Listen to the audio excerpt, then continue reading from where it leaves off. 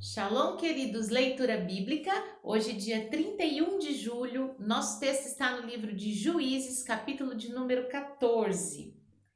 E desceu Sansão a Tina, e vendo em Tina a uma mulher das filhas dos filisteus, subiu e declarou a seu pai e a sua mãe e disse: Vi uma mulher em Tina, das filhas dos filisteus, agora, pois, tomai-ma por mulher. Porém, seu pai e sua mãe lhe disseram: Não há, porventura, mulher entre as filhas dos teus irmãos, entre todo o meu povo, para que vás tomar mulher dos filisteus, daqueles incircuncisos?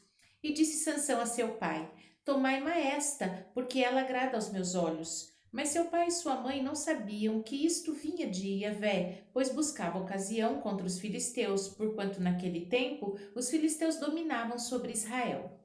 Desceu, pois, Sansão com seu pai e sua mãe a Tina, e chegando às vinhas de Tina, eis que um filho de leão, bramando, lhe saiu ao encontro. Então o espírito de Yahvé se apossou dele tão possantemente que fendeu de alto a baixo, como quem fende um cabrito, sem ter nada na sua mão. Porém, nem a seu pai nem a sua mãe deu a saber o que tinha feito.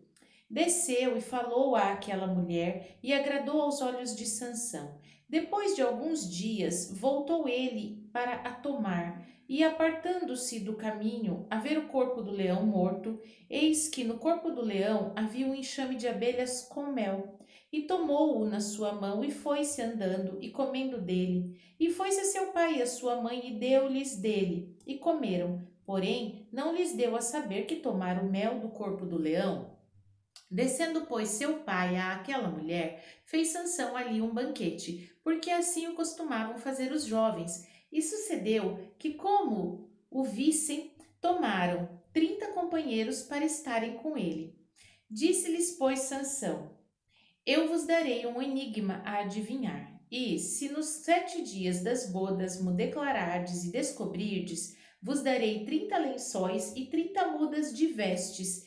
E se mo não puderdes declarar, vós me dareis a mim os 30 lençóis e as 30 mudas de vestes. E eles lhe disseram: Dá-nos o teu enigma a adivinhar, para que o ouçamos. Então lhes disse: Do comedor saiu comida, e doçura saiu do forte. E em 3 dias não puderam declarar o enigma. Sucedeu que ao 7º dia disseram à mulher de Sansão: Persuade a teu marido que nos declare o enigma, para que porventura não queimemos a fogo a ti e a casa de teu pai. Chamaste-nos vós aqui para possuir o que é nosso. Não é assim? E a mulher de Sansão chorou diante dele e disse: Tão somente me aborreces e não me amas, pois deste aos filhos do meu povo um enigma a adivinhar e ainda mo não declaraste a resposta.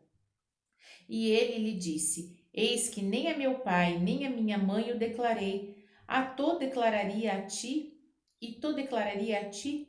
Chorou diante dele os 7 dias em que celebravam as bodas. E sucedeu, pois, que ao 7º dia lhe o declarou, porquanto o importunava. Então ela declarou o enigma aos filhos do seu povo, e disseram-lhe, pois, os homens daquela cidade, ao 7º dia antes do pôr do sol: Que coisa há mais doce do que o mel? E que coisa há mais forte do que o leão? E ele lhe disse: Se vós não lavrasseis com minha novilha, nunca teríeis descoberto o meu enigma. Então o espírito de Yahvé tão possantemente se apossou dele, que desceu aos Asquelonitas e matou deles 30 homens, e tomou as suas vestes, e deu as mudas de vestes aos que o declararam o enigma. Porém, acendeu-se a sua ira e subiu à casa de seu pai, e a mulher de Sansão foi dada ao seu companheiro que o acompanhava. Livro de Atos, capítulo de número 18. Depois disto, partiu Paulo de Atenas e chegou a Corinto, e achando um certo judeu por nome Áquila, natural de Ponto, que havia pouco tinha vindo da Itália, e Priscila, sua mulher, pois Cláudio já tinha mandado que todos os judeus saíssem de Roma, se ajuntou com eles e, como era do mesmo ofício, ficou com eles e trabalhava, pois tinham por ofício fazer tendas. E todos os sábados disputava na sinagoga e convencia a judeus e a gregos. Quando Silas e Timóteo desceram da Macedônia, foi Paulo impulsionado pela palavra, testificando aos judeus que Jesus era o Cristo. Mas, resistindo e blasfemando eles, sacudiu as vestes e disse-lhes: O vosso sangue seja sobre a vossa cabeça. Eu estou limpo e desde agora parto para os gentios. E saindo dali, entrou em casa de um homem chamado Tito Justo, e servia a Deus, e cuja casa estava junto da sinagoga. E Crispo, o principal da sinagoga, creu no Senhor com toda a sua casa. Também muitos dos coríntios, ouvindo-o, creram e foram batizados.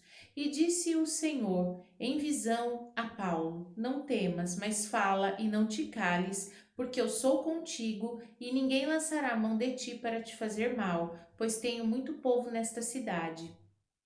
E ficou ali 1 ano e 6 meses, ensinando entre eles a palavra de Deus. Mas, sendo Galho procônsul da Acaia, levantaram-se os judeus concordemente contra Paulo e o levaram ao tribunal, dizendo: Este persuade os homens a servir a Deus contra a lei. E querendo Paulo abrir a boca, disse Galho aos judeus: Se houvesse, ó judeus, algum agravo ou crime enorme, com razão vos sofreria. Mas, se a questão é de palavras, de nomes e da lei que entre vós há, vede-o vós mesmos, porque eu não quero ser juiz destas coisas. E expulsou-os do tribunal. Então todos agarraram Sóstenes, principal da sinagoga, e o feriram diante do tribunal. Porém, a Galho nada destas coisas o incomodava. E Paulo, ficando ali muitos dias, despediu-se dos irmãos e dali navegou para a Síria, e com ele Priscila e Áquila, tendo rapado a cabeça em Cencreia, porque tinha voto. E chegou a Éfeso e deixou-os ali, mas ele, entrando na sinagoga, disputava com os judeus, e rogando-lhe eles que ficasse por mais algum tempo, não conveio nisso. Antes se despediu deles, dizendo: Querendo Deus, outra vez voltarei a vós. E partiu a Éfeso, e chegando a Cesareia, subiu a Jerusalém, e saudando a igreja, desceu a Antioquia. E estando ali algum tempo, partiu, passando sucessivamente pela província da Galácia e da Frígia, confirmando a todos os discípulos. E chegou a Éfeso um certo judeu chamado Apolo, natural de Alexandria, varão eloquente e poderoso nas Escrituras. Este era instruído no caminho do Senhor e fervoroso de espírito, falava e ensinava diligentemente as coisas do Senhor, conhecendo somente o batismo de João. Ele começou a falar ousadamente na sinagoga. Quando o ouviram, Priscila e Áquila o levaram consigo e lhe declararam mais pontualmente o caminho de Deus. Querendo ele passar a Acaia, o animaram os irmãos e escreveram aos discípulos que o recebessem, o qual, tendo chegado, aproveitou muito aos que, pela graça, cria, porque com grande veemência convencia publicamente os judeus, mostrando pelas Escrituras que Jesus era o Cristo. Livro de Jeremias, capítulo de número 27. No princípio do reinado de Zedequias, filho de Josias, rei de Judá, veio da parte de Yahvé esta palavra a Jeremias, dizendo: Assim me diz Yahvé: Faze umas prisões e julgos e pô-los-ás sobre o teu pescoço, e envia-os ao rei de Edom e ao rei de Moabe, ao rei dos filhos de Amon, ao rei de Tiro, ao rei de Sidom, pelas mãos dos mensageiros que vêm a Jerusalém ter com Zedequias, rei de Judá. E lhes darás uma mensagem para seus senhores, dizendo: Assim diz Yahvé dos exércitos, o Deus de Israel: Assim direis aos vossos senhores: Eu fiz a terra, o homem, os animais que estão sobre a face da terra, pelo meu grande poder e com o meu braço estendido, e os dou a quem me agradar. Agora eu entregarei todas essas terras nas mãos de Nabucodonosor, rei da Babilônia, meu servo, e até os animais do campo lhe darei para que o sirvam. Todas as nações servirão a ele, e a seu filho, e ao filho de seu filho, até que venha o tempo da sua própria terra, quando muitas nações e grandes reis se servirão dele.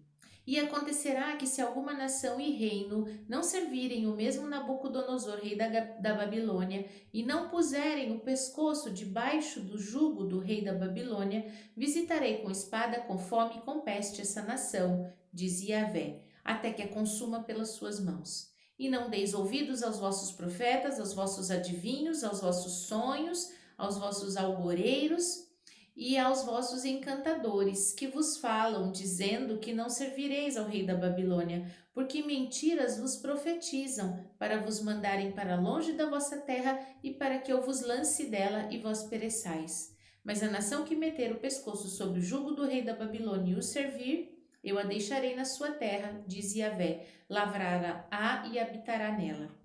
E falei com Zedequias, rei de Judá, conforme todas essas palavras, dizendo: colocai o pescoço no jugo do rei da Babilônia e serviu a ele e a seu povo e vivereis. Por que morrerias tu e o teu povo a espada, a fome, de peste, como Yahvé disse, da gente que não servir ao rei da Babilônia? Não deis ouvido às palavras dos profetas que vos falam, dizendo que não servireis ao rei da Babilônia, pois profetizam mentiras. Porque não os enviei, dizia Yahvé, e profetizam falsamente em meu nome, para que eu vos lance fora e pereçais vós e os vossos profetas que vos profetizam. Também falei aos sacerdotes e a todo este povo, dizendo: assim dizia Yahvé, não deis ouvidos às palavras dos vossos profetas que vos profetizam, dizendo: eis que os utensílios da casa de Yahvé cedo voltarão da Babilônia, pois eles vos profetizam mentiras. Não lhes deis ouvidos, servi ao rei da Babilônia e vivereis. Por que se tornaria esta cidade um deserto? Porém, se são profetas, e se há palavras de Yahvé com eles, orem agora a Yahvé dos exércitos, para que os utensílios que ficaram na casa de Yahvé, na casa do rei de Judá e em Jerusalém, não sejam levados para a Babilônia. Porque assim diz Yahvé dos exércitos acerca das colunas, do mar, das bases e dos restantes dos utensílios que ficaram na cidade, os quais Nabucodonosor, rei da Babilônia, não levou quando transportou de Jerusalém para a Babilônia a Jeconias, filho de Jeoaquim, rei de Judá, como também a todos os nobres de Jerusalém. Assim, pois, diz Yahvé dos exércitos, o Deus de Israel, acerca dos utensílios que ficaram na casa de Yahvé e na casa do rei de Judá em Jerusalém. À Babilônia serão levados e ali ficarão até o dia em que eu os visitar, diz Yahvé. Então os farei subir e os tornarei a trazer a este lugar. Amém? Vimos então os nossos textos no dia de hoje, em Juízes, capítulo 14, que nem sempre nós conseguimos entender o que Deus está fazendo. Se nós olharmos para este capítulo, tem muitas coisas que poderíamos criticar na postura, na conduta de Sansão. Mas é Deus quem sabe todas as coisas, é Ele quem definiu um propósito para tudo que há debaixo do sol. Então nós precisamos entender que Deus tem sempre um plano, uma estratégia, sem críticas, sem julgamento. Em Atos, no capítulo 18, também provando que Deus tem um propósito para todas as coisas, o comando é: fale e não te cales. Nós precisamos entender que dentro das estratégias do Senhor, Ele pode nos usar da maneira como bem entender. E assim, no capítulo de hoje também de Jeremias, mostra que Deus, tendo propósito para todas as coisas, manda que obedeça, sirva ao rei da Babilônia, sirva a Nabucodonosor, porque eu estou no controle de todas as coisas. Então nós precisamos aprender a render as nossas vidas dentro desse parâmetro de que Deus é soberano, Ele está no controle e nós temos que conhecer a sua vontade e cumpri-la. Amém? Vamos orar? Pai Santo, bendito, maravilhoso, fiel, justo, benigno, nós te damos graças neste dia pelo teu zelo, teu amor e a tua misericórdia. Louvamos a ti, ó Deus, e clamamos que o Senhor nos ensine, Pai, a falar a tua palavra, a obedecer, a servir, Pai, a nos comportar da maneira como quem coopera para que os teus planos se cumpram. Não queremos ser rebeldes, não queremos ser resistentes, queremos nos submeter à vontade do Senhor, porque sabemos que é assim que nós estaremos seguros. Te louvamos e bendizemos em nome de Jesus. Amém.